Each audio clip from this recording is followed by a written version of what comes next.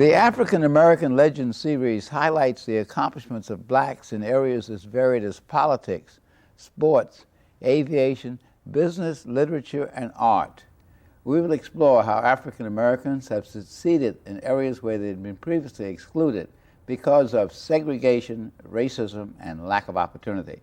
I'm your host, Dr. Roscoe C. Brown, Jr., and joining us on today's program is Essie Green Edminston, Art Collector, Director of the Essie Green Galleries. Glad to have you with us today, Essie. Hi, it's good to be here. Now, you've taken your interest in art collection to a higher level, though now you have one of the premier African American galleries in New York City. How did you become interested in collecting African American art? It's been quite a trip. It started really when I started graduate school at NYU many years ago. And a number of my professors and friends, and it was during what we call the Revolution period, and we socialized a lot, and they would say to me, "Where's your black collection?" And I'd say, "What is that? Who are you talking about? What are you talking about?" And most of my friends said that, a lot of them were Caucasian. And they said, "You don't know anything about Charles White." And they named some of the artists, and then they began to give me as gifts these series and these portfolios, of which I really had no knowledge of what it really was about. I framed them and gave a lot away to family, friends. So now I really think back and realize how fortunate I was to have received that art, of which I only have about 2 out of about 20 pieces left. But that was really like the beginning. And then I started to read, to collect, to buy. And it has changed considerably over the last 25, 30 years. Well, we talk a lot on this program about the African diaspora, about African American studies, African American writing, and so on. And if you go back to the beginning of this period, the late 60s, and go through now into almost the 21st century, you realize that there's been an evolutionary change about the way in which African Americans have related to their culture, the value that they have on the culture, the symbols that they use, and in the case of art, there's been just a tremendous revolution, somewhat like the Harlem Renaissance back in the 20s, where African American artists and writers were admired and supported largely by the white establishment. Now we have a situation where African American art is not only sought by the white community, but a large amount of it is sought by the black community, which is where your gallery comes in. How did you get the gallery started? Well, it's been a process because I come out of the what we call the helping profession. I was a psychiatric social worker, and I went on and did my work for my doctorate in policy and planning. And it was the really accumulation of those kind of studies that helped me as I became more aware of who I was in society at the time. And it was a very exciting time, the late 60s and the 70s, which when I was in graduate school and then working at CUNY and doing many, many things that help young, primarily minority students. It was also a time that you become aware of your culture, and the culture comes into play there. And you begin to purchase, start to put out, open your pocketbooks a little. And that's what happened to me, because I think with my private practice, I was a psychotherapist with 2 psychologists, and we were called Heinrich Green and Greenberg. During the week, we did psychotherapy. You know, we were called the radical practice, where we saw patients based on their salaries and sliding scale, and very mixed, mostly white patients. But on the weekends, the office became a showplace for black artists. You know, so it was that kind of combination that really helped me to become more exposed and to purchase. I think really my gallery is a reflection of my having the courage to be able to purchase art as I went along. My collection has expanded considerably, but it's also changed from the 60s, late 60s and 70s, when I started to really buy serious art, to the present time. Well, I was thinking as you were talking, at one time I was either the chairman of the board or the vice chair of the CUNY Gallery. Yes. With Ernie Critchlow and Norman Lewis Yes, and Romy Bearden. And I got a tremendous amount of excitement out of that. Unfortunately, I wasn't wise enough to acquire some of his art, so now I'm dealing with prints. But nonetheless, But you knew you had it. You touched it. You touched it, and you touched the people and the feeling. And you mentioned the word courage. It does take courage to become an entrepreneur. It takes skill, and it takes courage to invest some of your own emotion and your own money in that art, and then to make it available to other people. You had one luxury, is that you didn't have to depend on it initially for an income. That's true. That's a very important right. luxury. And that one of the dangers, if you call it that, of the art collection movement, that it could easily become an elitist activity, which is why the fact that there have been laws passed so that government agencies can purchase art and social agencies purchase art, some small businesses do, it keeps it from being just something that's locked up in a room somewhere. Paul Mellon just died recently. Yes. And I found in reading his obituary that he actually gave his $1 whole art billion. collection That's right. to the National Museum, and that made the National Right, Museum. right. And we have a certain amount of tradition in our community around these art. Let's talk about some of the artists. We all know about Romare Bearden and Jacob Lawrence and Charles White. And these people became successful largely because white art critics accepted them, displayed their work, bought their work. However, they're very true to the themes.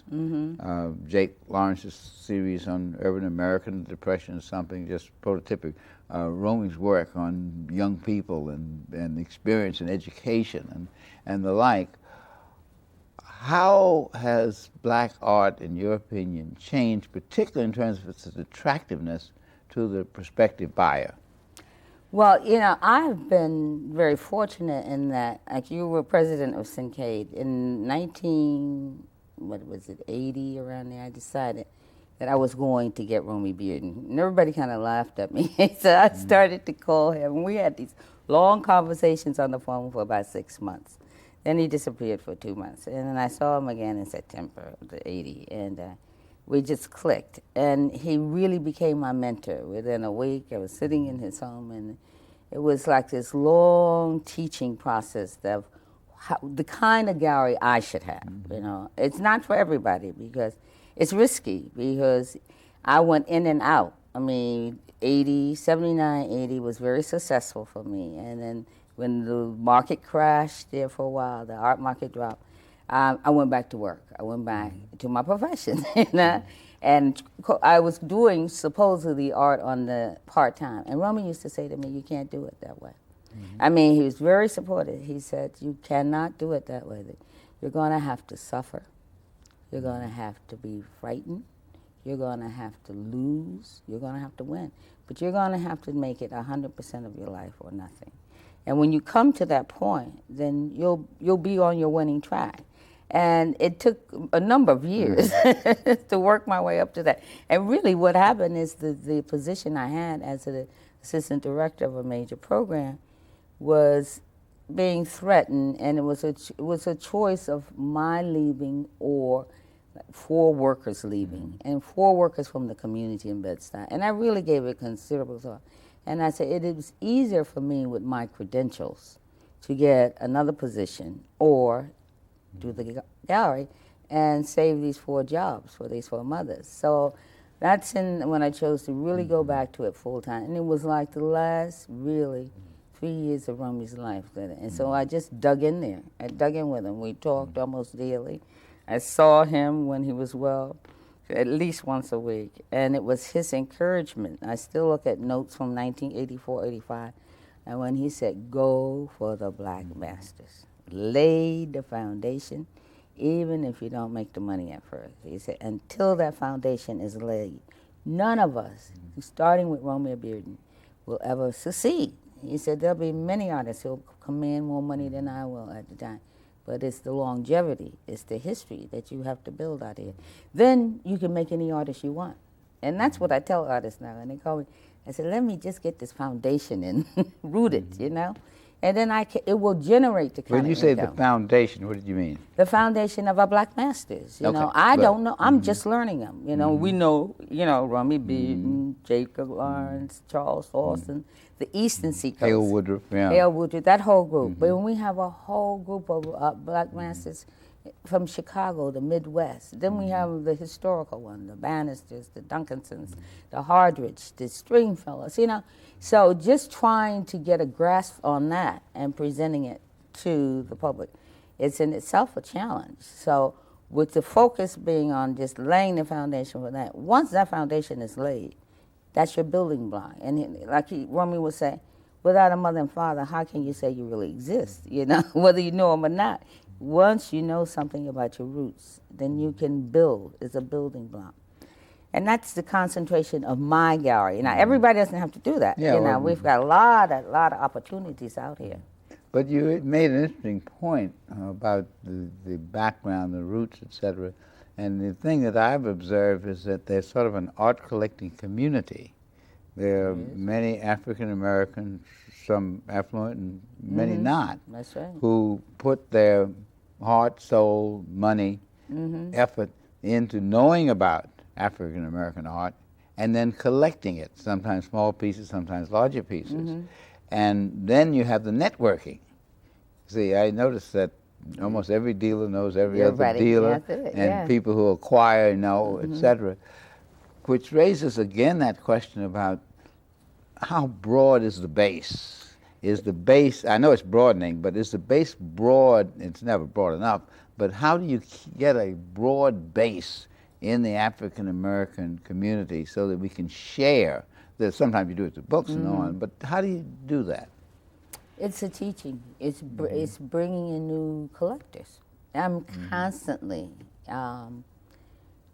finding ways to educate myself first, and then share that with other people. You know, the majority of my patrons are new to buying art. I mean, and they're serious. They've been thinking about it.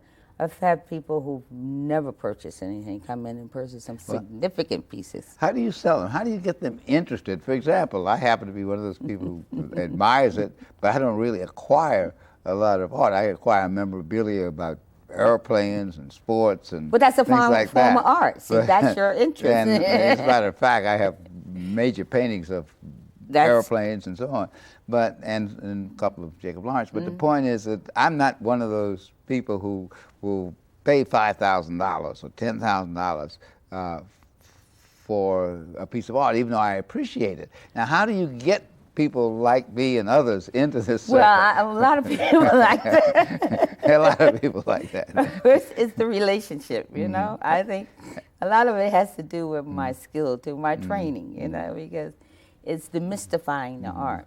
And it's really helping people to become comfortable with it. Because, I mean, somebody had to do it for me. I remember it took me 6 months to get over to pick up a piece that Romy had done for me, my first collage. I've been buying the prints, the watercolors. And when I asked him, when he called me and told me he had that collage, I was at a nervous breakdown. But by the time I got there, and it's one of the things I learned, I think he taught me that, he told me, don't ever run from me, Essie. Don't ever run from me. I can't go in your pocketbook. I can't take your money. He said, I can offer you an experience of what art is, what I am trying to present, and something I think is very special that will relate to your life, but I can't make you buy this. And because when I saw the piece, my heart was just so touched, and I really started to cry. I said, how did you know? He said, well, I felt it, because we've been talking a couple of years about a special piece for you, you know. And later I realized he was also going through his terminal kind of relationship here on Earth, and he wanted to do this special piece. So when I finally gave him this post-dated check, and I said, I don't know, I'll call you. He said, I didn't ask you when, just call me and tell me when it'll be ready. At the door, when I was getting ready to leave, there was another piece that was a friend, I was thinking about for a friend of ours, who you know, Dorothy Brunson. And I said, oh, she would love this so much. And so He said, well, you really love it for her, don't you? And I said, yes. And at the door, he took Nan's hand and he took that piece and put it in the same package as the little collage. And he said to Nan, let's give this to Essie for having courage. Very nice. But it's been 2 years, Yeah. you see, of working with me. No more prints. I'm not selling you anymore. And these are prints now that are worth $10,000 now.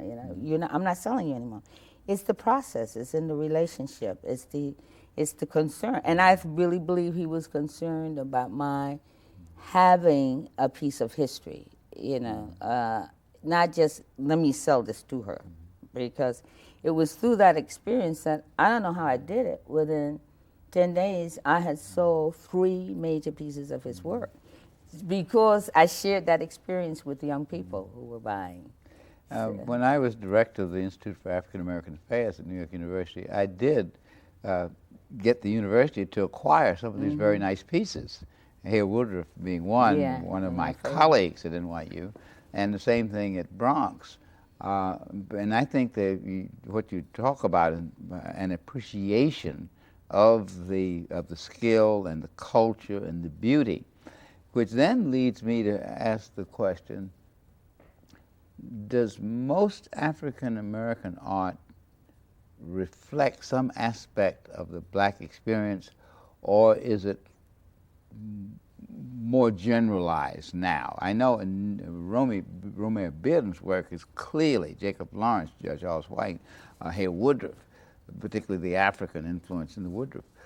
What about the contemporary African American art and artists? Are they more generic,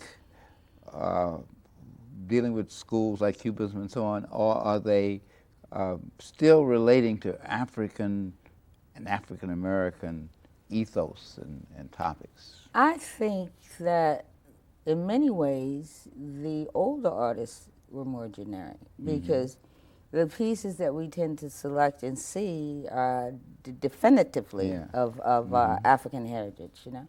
But when you look at some of those landscapes by Bearden and Hale Woodruff, I mean, he's a master in that kind of, and even Jacob, you know, you can really see the technique, their skill. And as Romy used to say to me, I said, I want the collages, I want the collages.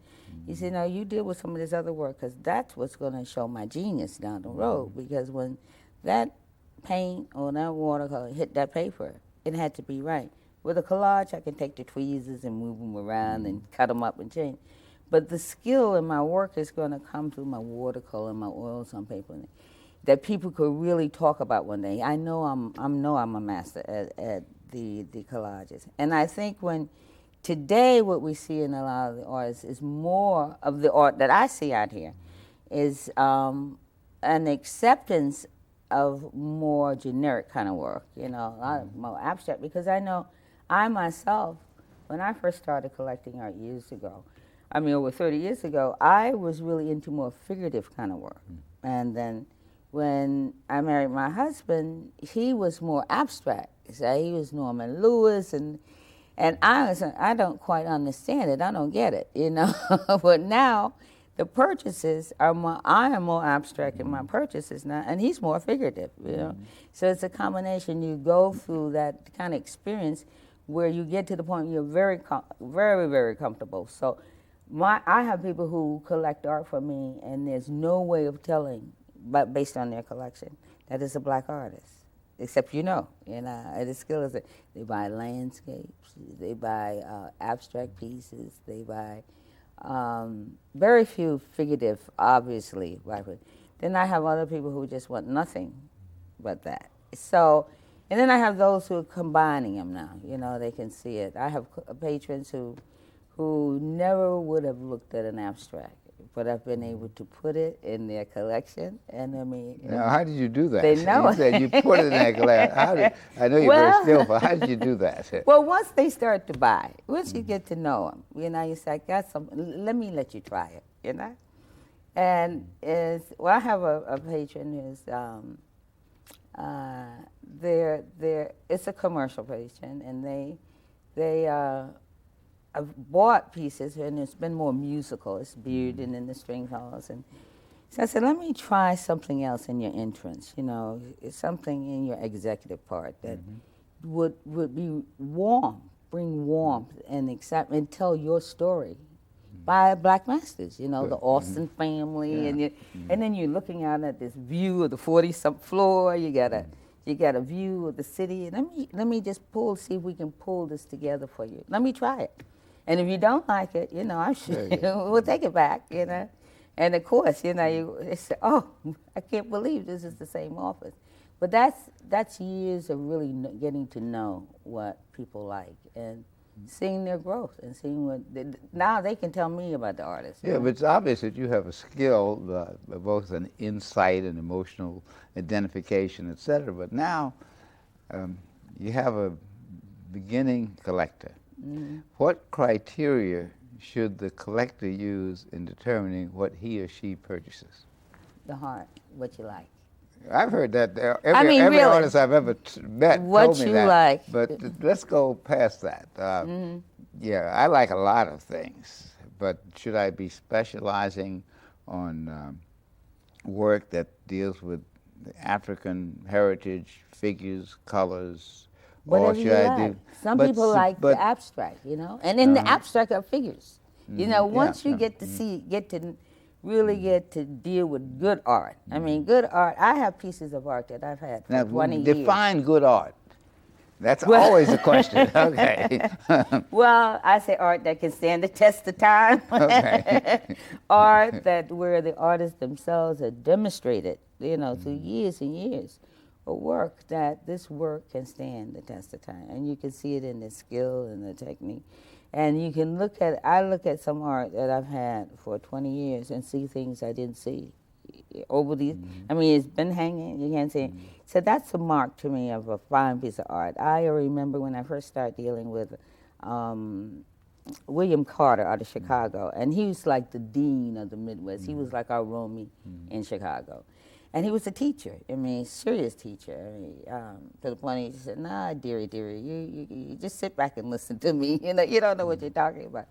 But I remember a piece I purchased from him in August of early 90s, and I took it to my framer, and my young assistant at that time, who had been a student of mine at City College, Afro-American, dancer, the whole work. She said, oh, wow, that piece reminds me of an African village. I said, well, it really had reminded me of Florida. And the framer, who's German, said, oh, no, that's an expressionist piece. That's Germany, So I'm saying this one piece of art that just generated such a response. And it's kind of abstract, a little figurative, but not really.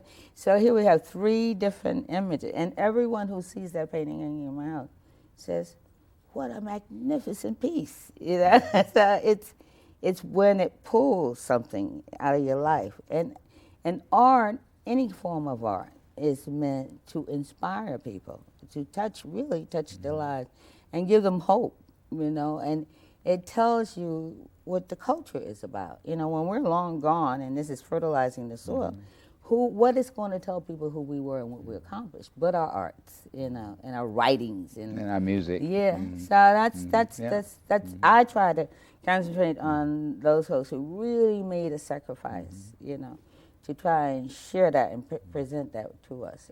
When there was a period when there wasn't much success, financial response. Romy was one of the few. Romy and Jacob were one of the few. The Bannisters and the Duncansons, they didn't really, even Tanner didn't really make a lot of money during their lifetime. The fortune, the financial fortune has come since their demise. So what I try to do is really, most of my artists are deceased. The few who are alive that I deal with are definitely over 70, and I try to help them smell the roses now, you know what I'm saying? Right. And enjoy the that. fruits of that labor. Yeah. Now, where your gallery, which is located in Harlem, Convent Avenue, is very well known. Where other places, not only in the city, but in the country, in the nation, that people who want to buy African American art can search it out? We're all over now. I mean, galleries. Our galleries are growing. We're growing, and definitely, and I know in Chicago and in Detroit is George and Nominee's Gallery, McNominey's Gallery. That really, it's a major concentration is abstract, but I mean some beautiful, beautiful pieces. I saw a few pieces of Charles Austin that I personally have thought about purchasing from him. And then down in the South, we got Noel's Gallery that's just recently, not recently, in the last 4 or 5 years, it's really beginning to open up and be able to provide a base in the South. There are galleries in Texas, there's galleries in California, there are galleries Philadelphia. I mean, there's. How do you find out about them? Well, there's some there are books out there. There are books now. You can search the web. You can go to the library. There are books. There are a number of literary books now on not just the galleries, but the artists. There are forms of books now describing who our artists are, something about them, the different periods, and there's a lot more to be done. And they recently had the National Black Art Exhibit. Art exhibit, where we had 40-some dealers there, you know, and that's still just touch and scratch on the surface, you know. But it's no longer such a difficult thing to find fine art, you know. You can even call major white galleries who can refer you to somebody. And a lot of the major white galleries themselves are emphasizing. I noticed that because as you walk up and down Madison Avenue, you'll see some galleries that specialize on African American art. And doing well. The question that I always ask myself, are they charging more than I could get if I went to one of my indigenous galleries? Well, I doubt it, because what they have, you know, because more than likely they have what you're not going to find at your indigenous gallery, you know. They tend to concentrate on those artists who have, quote, stood the test of time and who have demonstrated that they are some of our finest artists out here, have been in museum shows and that kind of thing. Our indigenous galleries still are growing, you know, expanding, building the base, and that's coming. I'm very hopeful about that. Well, you can see that Essie Green has moved from psychiatric social work to major art critic and collector. And today on African American Ledgers, we've been talking about this wonderful world of collecting African American art. And we've gone through the journey of Essie Green, who is the proprietor and owner of Essie Green Galleries.